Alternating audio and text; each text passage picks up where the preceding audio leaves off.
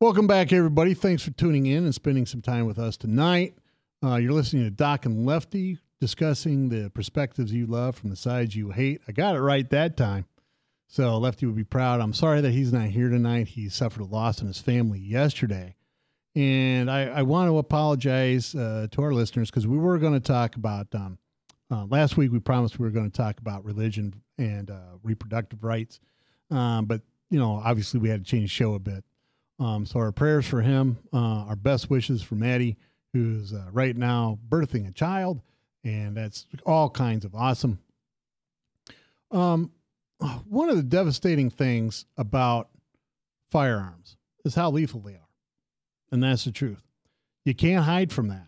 You can't hide that, having a gun in the home is one of the, if you have an intruder, that's going to work a lot better to stop an intruder than beating them with a bat or stabbing them with a knife or having your dog chew on their leg. A gun has been designed to be very lethal. That's the problem with it.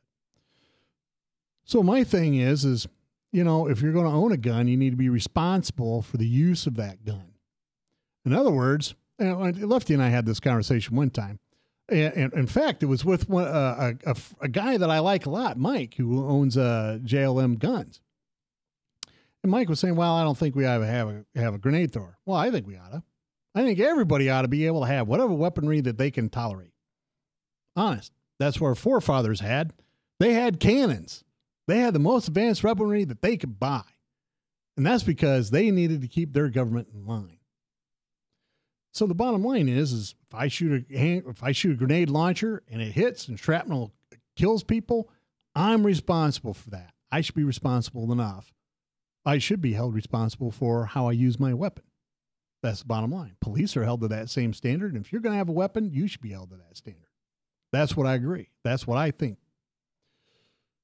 Here is this middle class, well-to-do, well thought of person who is quiet, which is your first clue, because I have not ever heard about a serial killer that was not a quiet person, right? I take that back. The BTK killer, everybody went, oh yeah, we could see that guy. He's a real a-hole.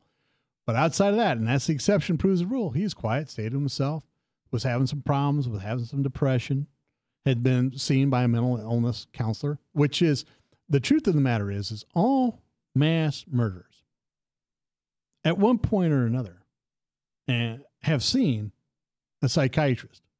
Most of the time, and I believe all the time, although I'm not absolutely sure, but I believe all the time they have been on a psychotropic of some kind. And that's medication, Prozac, Zoloft, Risperdal. Those are the popular ones currently.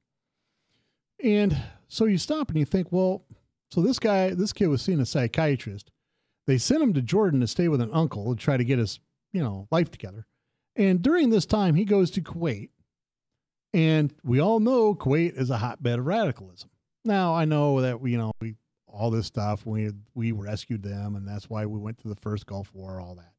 But the bottom line is they don't sponsor terrorism, but it's a giant desert there. How are you going to stop it?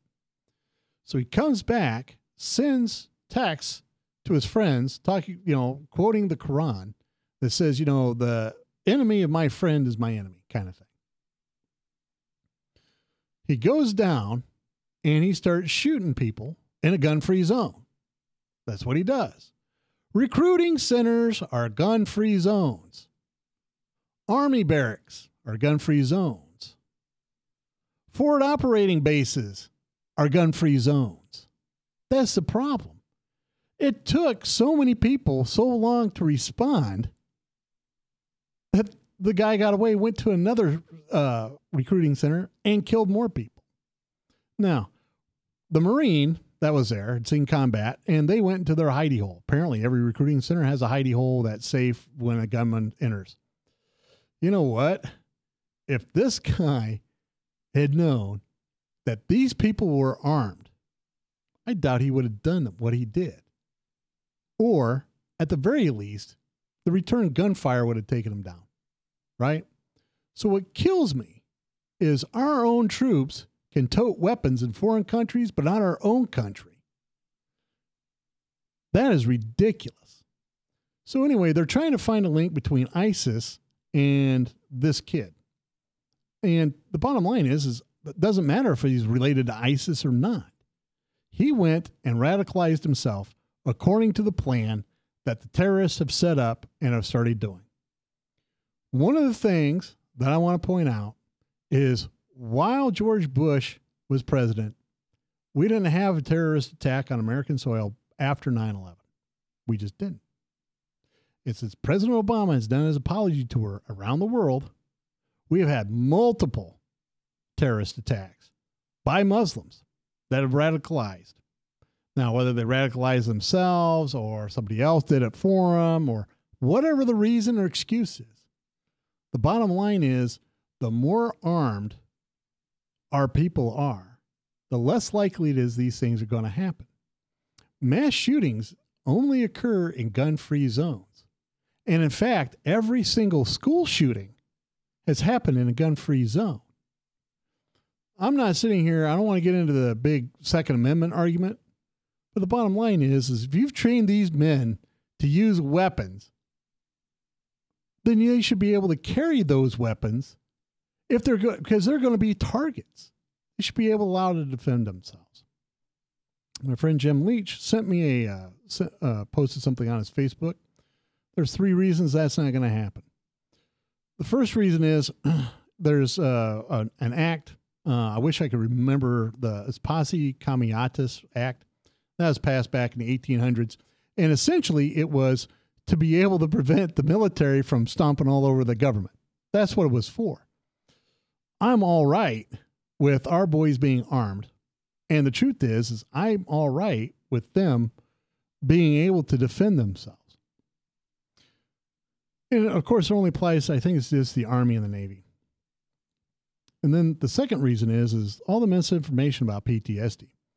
People come back, they think PTSD is just a bunch of loonies running loose, ready to kill everybody. And that's the furthest thing from the truth. Most of the time, and this is another misconception that people that come back from a combat zone have more instances of domestic violence. That isn't true. They're not more likely to commit violence. In fact, they're much less likely to commit violence, and that includes domestic violence at about half the rate of the general population. So if you're going to give a weapon to somebody from the military is probably the safer way to go than some random loon out there in the middle of nowhere. 3, trust. You have to be able to trust the people you give your weapons to. And the bottom line is commanders know that they have loose cannons in their midst, and I don't think they want to be responsible for what the people under their command do. When we get back to just like like Abu Ghraib, these people did something wrong. You need to prosecute them for it. They need to be held accountable and responsible. So, if you're not going to allow the military to defend themselves, then who is? Well, I have the answer for you right after this break. Thanks everybody for tuning in. I want to thank all of our sponsors, Bertrosian Associates at bertrosianassociates.com, Lubinas Law Firm, Halo Capital, Des Moines Anesthesia PC. They do anesthesia and pain management, and that's a big deal because we don't have a lot of pain management around. Their number is 515-574-6442. They have offices here in Des Moines and in Fort Dodge. Don't forget to follow us on Facebook and Twitter. Don't forget to check out Doc and Lefty and our blogs. Thanks, everybody, for tuning in. We'll be back right after this break.